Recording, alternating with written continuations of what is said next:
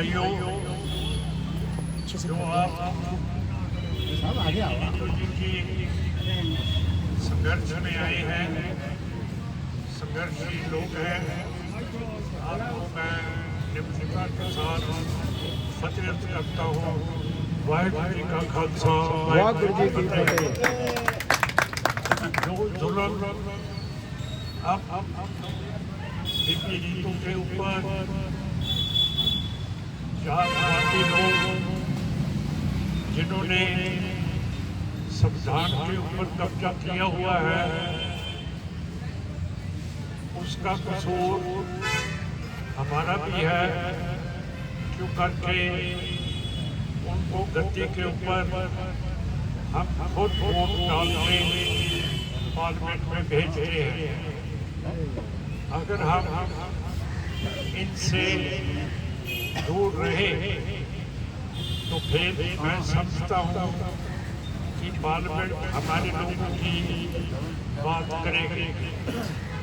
पर आज तक जो जातिवाद लोग हैं, स्पीकर साहब हैं, वो भी जातिवाद हैं, प्राइम मिनिस्टर साहब भी हैं, जितने वजीर हैं, ये सब जातिवाद लोग हैं।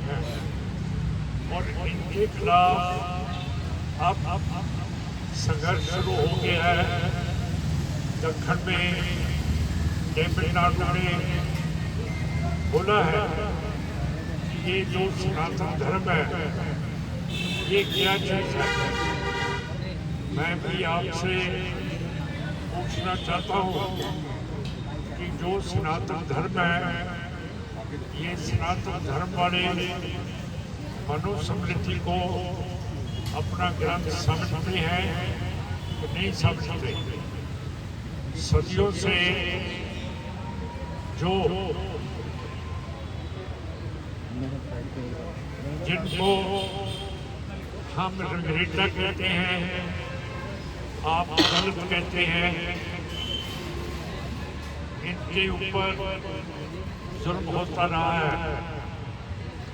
और रामायण में भी लक्ष्मण जी जो वनवास काटने गए थे रामचंद्र जी के साथ, उनको रावण जो बहुत बड़ा लिखा विद्वान था, उसकी बहन ने लक्ष्मण जी को बोला कि मैं आपसे प्यार और मोहब्बत करती हूँ। प्यार और मोहब्बत करना सबसे बड़ी हमारे मुल्क में एक सेंटिमेंट है, ख्याल हो। और लक्ष्मण जी ने उस बीवी का नाक काट दिया। तो आज तक हम रावण का बुत हर एक साल जलाते हैं। तो हमको शर्म होनी चाहिए। क्यों करके जितना मुझे पता नहीं था, मैं भी वो रावण के जलाने पर जाया करता था। तो आप लोग भी शायद जाते हैं। ये जो परंपरा चली हुई है जातवाद की, और हमारे जो जाट भाई हैं, राजस्थान में है, हरियाणा में है, यूपी में है, जो हम लोग सिख बन गए हैं, हमको तो समझ आ गई है। पर ये जाटों को अभी तक समझ नहीं आई कि कोई भी ब्राह्मण आपके घर में खाना नहीं खाएगा। अगर ब्राह्मण के घर जाओगे तो वो आपको नीचे बैठाएगा। अब आस्ते आस्ते जाटों को भी समझ लग पड़ी है कि ये जातिवाद लोग ये हमारे ऊपर वैसे राज कर रहे हैं। जो संविधान बाबा जी ने बनाया है, उसकी नई कॉपी इस बीजेपी आरएसएस सरकार ने हम सब मेंबर पार्लियामेंट को दी है, पर आपको शायद मालूम नहीं है वो संविधान से दो लफ्ज, एक सेकुलरिज्म जो धर्मनिरपेक्षता है, दूसरा सोशलिज्म है, समाजवादी, दोनों काट दिए हैं। और हमारे पास वो कॉपी संविधान की बगैर पार्लियामेंट की परमिशन से, बगैर सूबों को पूछने से इन्होंने संविधान में ये दो जातिवादी, सेकुलरिज्म और समाजवादी जो लफ्ज है वो काट दिए हैं। तो आपको शायद पता नहीं है कि पार्लियामेंट में कैसे ये काम चल रहा है। एक बंगाल की एमपी है बीपी मैत्रा, उनके ऊपर इल्जाम एक ब्राह्मणवादी एमपी ने लगाया है कि जो सवाल पूछते हैं पार्लियामेंट में उसमें बीपी मैत्रा पैसा लेती है। ऐसी बात कोई नहीं है, पैसा शायद लेते होंगे, पर बीबी मैत्रा बहुत पढ़ी लिखी बीबी है और बहुत अच्छा बोलती है और सबसे बहुत प्यार करती है। अगर हमने पैसा लेना हो सवाल पूछने से, हमारी एमपी को ताकत है कि हम चिट्ठी सीधी लिख सकते हैं वजीर को, तो उसको जवाब देना पड़ता है। तो फिर सवाल पूछने के पैसा लेने से उस बीबी को ऐसे शर्मनाक कर दिया ये लोगों ने। और हमारे स्पीकर साहब ने वो शिकायत पार्लियामेंट की प्रिविलेज कमेटी को दे दी है कि इसकी आप तफ्तीश कीजिए।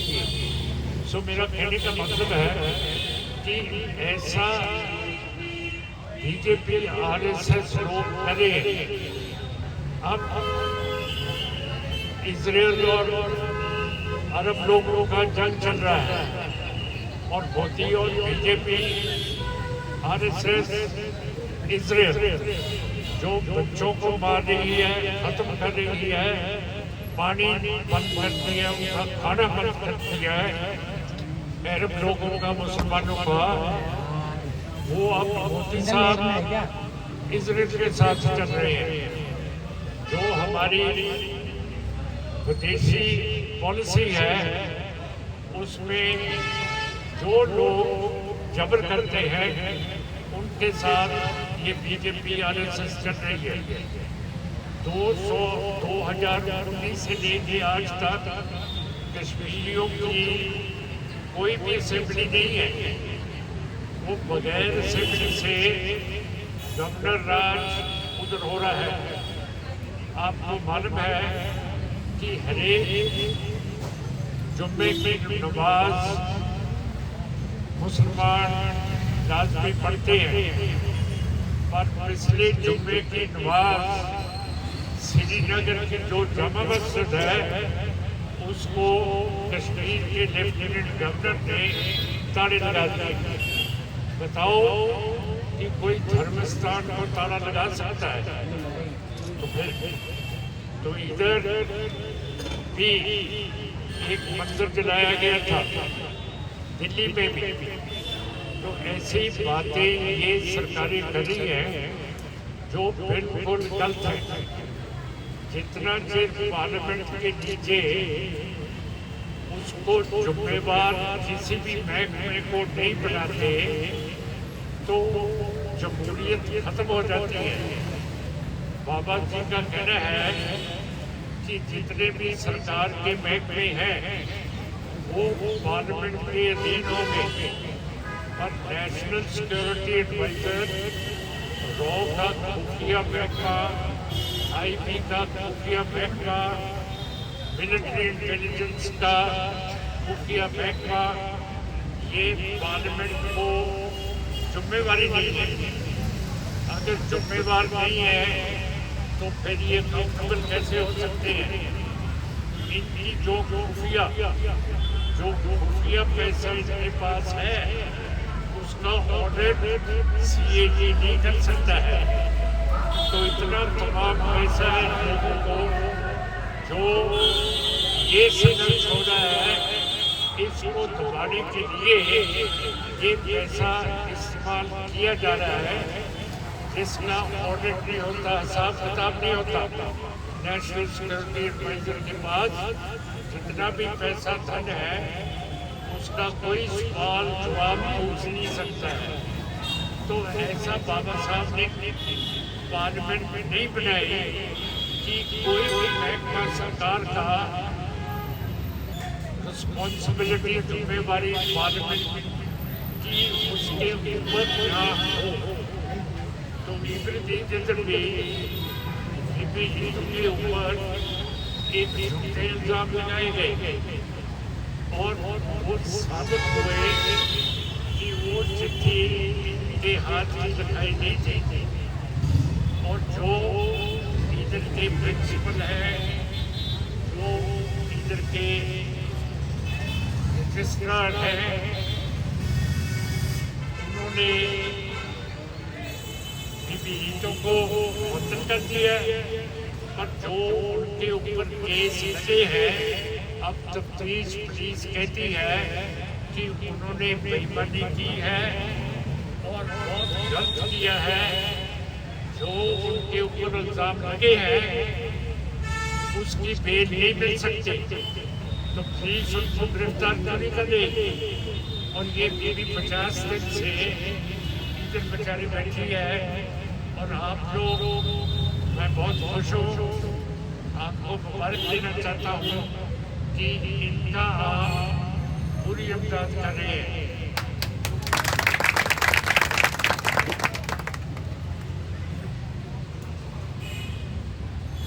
हम कांशीराम जी से 1998 में इलेक्शन लड़े थे। पहली दफा उनकी पार्टी का मेंबर पार्लियामेंट में हमारी पार्टी के साथ गए थे। जब बाबू कांशीराम MP थे, एक MP ने पूछा कि कांशीराम जी आपका मैनिफेस्टो क्या है? तो बाबू कांशीराम जी ने कहा हमारी पार्टी का मैनिफेस्टो गुरु ग्रंथ साहब। तो ये किसी ने भी कभी बोला, कांशीराम जी ने बोला कि जो हमारा संघर्ष है, जो हमारा मैनिफेस्टो है, वो ग्रंथ साहब पढ़ लीजिए तो आपको मालूम हो जाएगा कि हमारा मैनिफेस्टो क्या है। तो फिर हम लोग आपसे दूर कैसे हो सकते हैं? हम आपके साथ बिल्कुल ठीक तक चलेंगे। जैसे मुसलमानों की बबरी मस्जिद गिराई गई 1992 में, और देखिए कि क्या हुआ। बबरी मस्जिद को गिरा के केस चला और सुप्रीम कोर्ट के चीफ जस्टिस गोगोई साहब ने बबरी मस्जिद का फैसला कर दिया कि ये तो राम मंदिर है। तो गोगोई चीफ जस्टिस के ऊपर इल्जाम लगे थे कि जो उनके घर में महिला काम करती है उसके साथ इन्होंने ठीक नहीं किया। जब किसी के ऊपर ऐसे छेड़खानी के इल्जाम लगते हैं, हमारे वकील साहब बैठे हैं, ये केस जाता है पुलिस के पास। बस सुप्रीम कोर्ट के जजों ने बोला कि हम कमेटी बनाएंगे। कमेटी बना दी सुप्रीम कोर्ट के जजों में, जो कानून के मुताबिक नहीं बन सकते। तो उन्होंने फैसला किया, जिस बीबी ने इल्जाम लगाया था, जिसके ऊपर बुरा काम करने की इच्छा थी गोगोई साहब की, उसने कहा कि मेरा वकील सुप्रीम कोर्ट की कमेटी में आना चाहिए। आर्टिकल 21 बाबा साहब के संविधान में बोलती है कि हरेक नागरिक का संवैधानिक हक है कि वो अपने वकील के साथ अपना केस लड़ सकता है। पर सुप्रीम कोर्ट की कमेटी ने कहा कोई वकील नहीं होगा, हम फैसला करेंगे। तो फिर कमेटी ने गोगोई साहब को छोड़ दिया। उसके बाद उन्होंने फैसला कर दिया बबरी मस्जिद का कि ये मंदिर है, फैसला कर दिया। तो जब वो रिटायर हुए, मोदी बीजेपी सरकार ने उनको नॉमिनेट कर दिया राज्यसभा के लिए। इलेक्शन नहीं लड़े। सरकार के पास पावर होती है कि बगैर इलेक्शन से कुछ न कुछ मेंबर पार्लियामेंट के जो मिनॉरिटी के होते हैं, जातवादी के नहीं होते, जो छोटी संख्या के होते हैं, जो पार्लियामेंट में वोट के साथ नहीं जा सकते, उनकी संख्या इतनी नहीं होती तो वो पार्लियामेंट में वोट के साथ जा सकते हैं। उनको सरकार नॉमिनेट कर सकती है, नुमाइंदगी देती। और गोगोई साहब ब्राह्मण लोग हैं, उनको नॉमिनेट करके 6 साल के लिए राज्यसभा में डाल दिया। अब मैं कई दफा बोलता हूँ, मुझे कोई कहता है कि आपके खिलाफ दावा हो जाएगा, आप सुप्रीम कोर्ट के खिलाफ बोलते हैं। मैं बोला हूँ कि मेरा असूल है कि जब हमारी ज़मीर की आवाज़ है और दूसरा आदमी गलत कर रहा है, अगर हम कह देंगे गलत, उसके पास जरूरत नहीं होगी कि हमें सुप्रीम कोर्ट और कोई चीज बना सके, वो शर्मिंदे होंगे। जो मैंने आपसे बात की है, अगर मेरे ऊपर सुप्रीम कोर्ट बना ले तो यही बात उनको मैं बोलूँगा तो क्या जवाब देंगे? तो फिर काय का मेरे खिलाफ वारंट पेश करेंगे? आप ही अपनी कब्र फूट के उसमें छाड़ मारेंगे कि नहीं? सो ये बात है। ये सारा कानून सुप्रीम कोर्ट में कम गिनती सिखों का नुमाइंदा सुप्रीम कोर्ट में गए। और अब अगर हमने रक्षा करनी है इस देश की तो हमको फौज तो तगड़ी चाहिए, पर जो नए जवान ये ले रहे हैं वो सिर्फ 4 साल नौकरी करेंगे। 4 साल में जवान पूरा टेक्निकल काम, मस्तिष्क का काम, दिमाग का काम कैसे सीख सकता है? तो जिन लोगों ने राजनीति सदियों से किया उनको अब गद्दी के ऊपर बैठा दिया है, तो आप सोचिए कि ये क्या करेंगे। तो मेरा मतलब है सब। और लद्दाख में 2020 में 2022 में 10,000 स्क्वायर किलोमीटर चीन से कब्जा करवा दिया।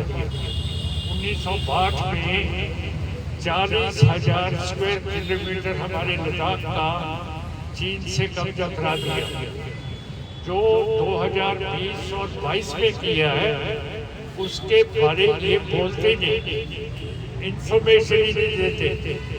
और जो भी जातिवाद एमपी हैं वो आगे जाके पूछते नहीं है ये क्या हुआ।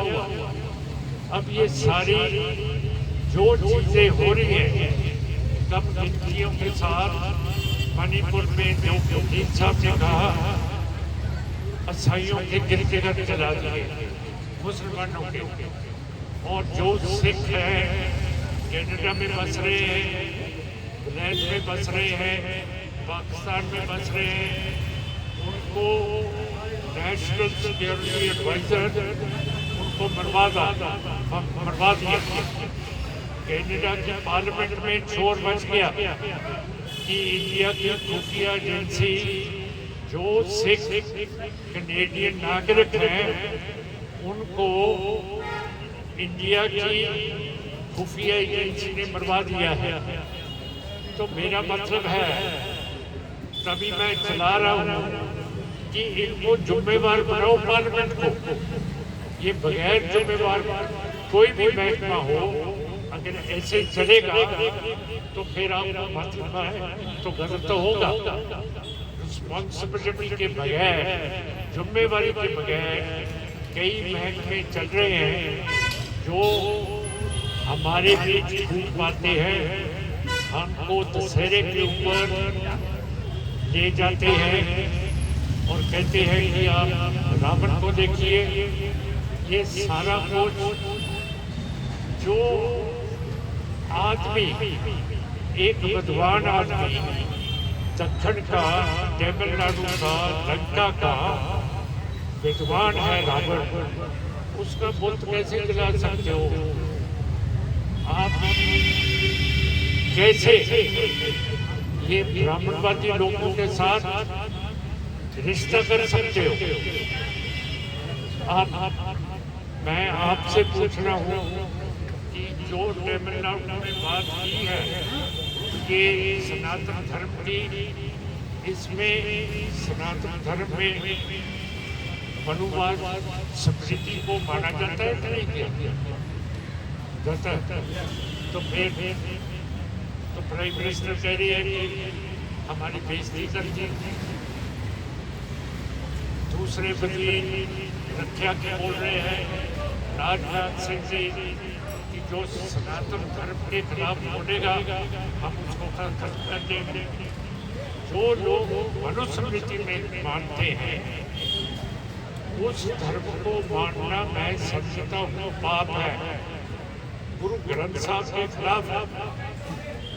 तो हम सब लोगों को खड़े होकर अब एक होके ये बीबी के साथ, आपके साथ, जो भी कमजोर लोग हैं, आप जो ट्राइबल लोग हैं, आदिवासी हैं, अब तो हमारे राष्ट्र के प्रेसिडेंट एक ट्राइबल बन गए हैं, आदिवासी बन गए हैं। थोड़ा सा ट्राइबल लोगों को आराम हुआ है, जो मैं सच बोलूं, क्योंकि छत्तीसगढ़ में, बिहार में, झारखंड में, उड़ीसा में, मध्य प्रदेश में, छत्तीसगढ़ में जो आदिवासी हैं वो अपने जंगलों की रक्षा करते हैं। और ये जो मनुवाद लोग हैं सब जंगलों को काट के उसके जो भी पदार्थ है वो छीनना चाहते हैं और आदिवासी लोग की रक्षा करते हैं। उनको ये ब्राह्मणवाद लोग कहते हैं, ये नक्सलाइट है, ये माओवादी है और उसको मार देते हैं। कहाँ लिखा है कि आप माओवादी कह के, नक्सलाइट करके, टेररिस्ट करके किसी को मार सकते हो, कानून के साथ सजा दे सकते हो, पर किसकी ताकत है बाहर जाके कश्मीरियों के ऊपर गोली चला देते? रोज आप पढ़ते हैं कि आज 7 मार दिए। और ये जो प्रेस है ये भी जातिवाद में हो गई है, बिल्कुल जातिवाद में हो गई है, ये हिंदुत्व की प्रेस हो गई है। ये प्रेस हमकी नुमाइंदगी नहीं करती। तो बीबा को हम जरूर इंसाफ दिलाएंगे। आप जैसे लोग जब बुद्धि वाले इकट्ठे हो जाए तो मेरा मतलब है हम अपनी मंजिल के ऊपर लाजमी पहुंचेंगे। इन्हीं शब्दों के साथ आपको मुबारक देता हूँ। वाहिगुरू जी का खालसा, वाहिगुरू जी की फतेह।